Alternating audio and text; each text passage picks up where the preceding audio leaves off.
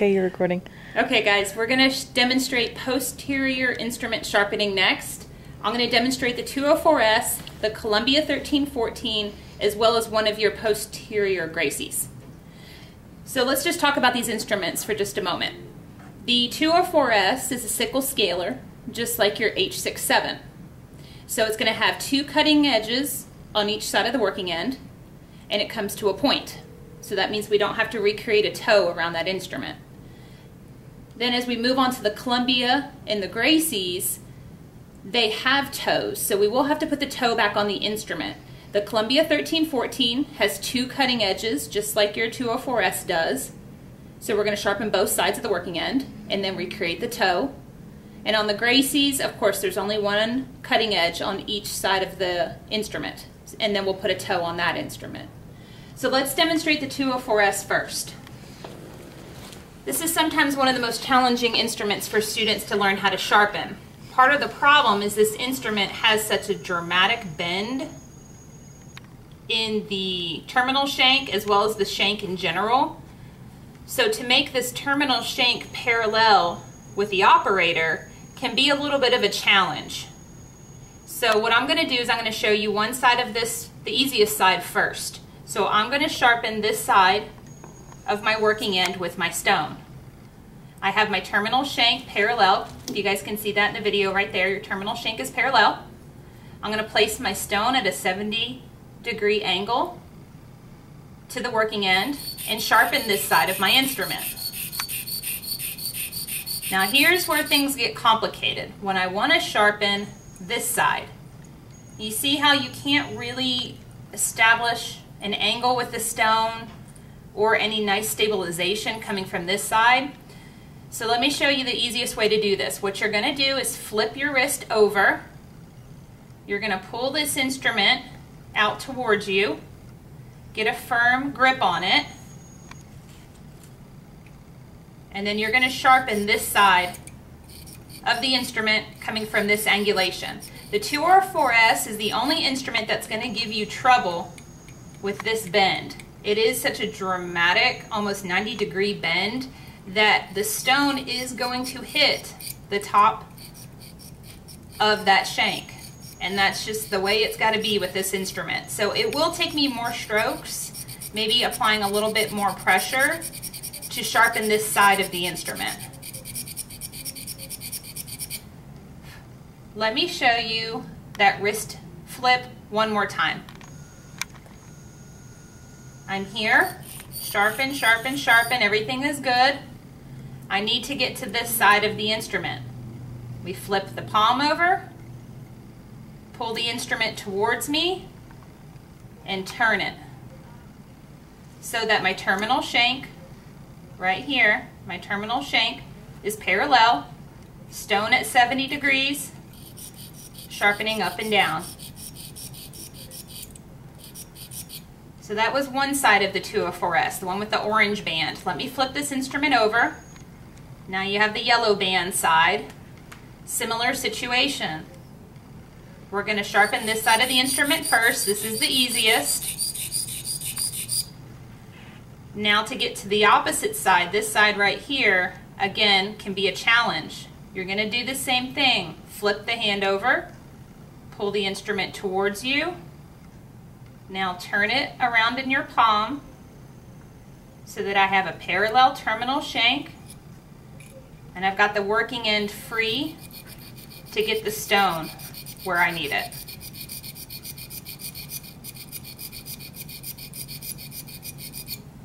Once I've sharpened both sides, I can get my test stick and test my work to make sure I get a grip as I am there. So I know this instrument is sharp now. I'm going to move on to the Columbia 1314. The Columbia 1314 is a little bit nicer than the 204S. If you compare the two together, can you see how the Columbia, let me turn it this way. The bends of the shank of the Columbia aren't quite as dramatic as that 204S is. So we don't have the same difficulty sharpening my Columbia as I did my 204S. Let me demonstrate that for you. Same grip on the instrument, finger up, palm stabilizing instrument. I have the terminal shank parallel in front of me. I'm not turned this way where my terminal shank is going at an angle, and I'm not turned this way where my terminal shank's pointed the other direction. I pull that terminal shank up completely parallel in front of me, stone at a 70-degree angle, sharpening. Then to sharpen the other side, I do my hand flip, pull my instrument around, but this is a little bit easier. See how I'm not hitting on that bar quite so much as I did the 204S? That's because this bend right here is not quite as dramatic. Terminal shank is parallel, 70-degree angle, always finishing on a downward stroke. I will flip the instrument in my hand, terminal shank parallel, 70-degree angle, sharpening, flip around, get your terminal shank parallel, and I sharpen the opposite side. Now because this is a Columbia, as opposed to the 204S, I have to put the toe back on the instrument. So just like we did for the H67, I have my terminal shank parallel. I'm going to turn that instrument towards the wall. I have my terminal shank parallel. You have a good shot of this? Mm-hmm. Okay, sorry. I'm trying to get it where it's not in your way of seeing. Okay. I'm going to start on one side, 20-degree angle, and I'm going to come all the way around that instrument, maintaining that angulation as I go around. All the way in front of me to all the way away from me. And like I told you guys in class, doing this, you will also not just sharpen the working end, but a little bit of the back of the instrument. I'm going to flip it around, and I'm going to put my toe back on this one. Terminal shank is parallel. All the way around.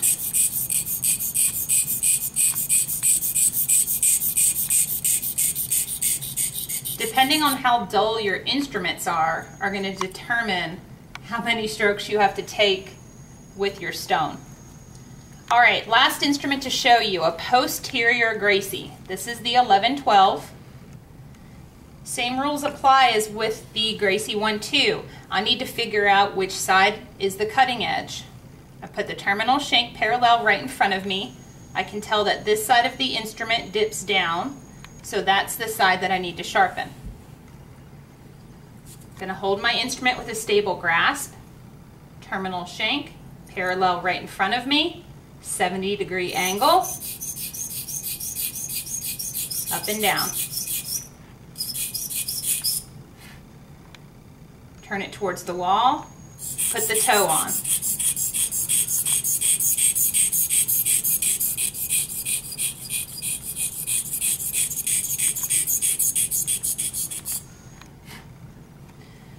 So since this was the cutting edge of this side, that means on the instrument's opposite side, if you could get up here, this has to be the cutting edge. So the cutting edge right here will be the opposite cutting edge on the other side, if you can kind of see the way my fingers are pointing at the instrument.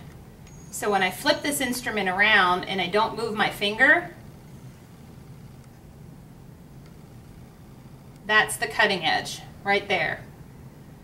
So to sharpen that cutting edge, because I'm right-handed, I'm going to have to turn this instrument away from me, keeping the terminal shank parallel, 70-degree angulation, up and down movements, finishing in a downward stroke. Turn the instrument towards the wall, maintain the terminal shank directly parallel, and put the toe back on the instrument. I promise instrument sharpening gets easier the more you do it. And we also want to make sure you guys are sharpening instruments that are sterile.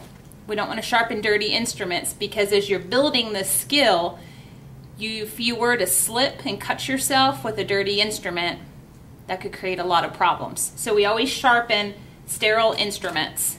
That was a board question and tends to be a question that shows up on my tests as well. And that is it for our instrument sharpening video.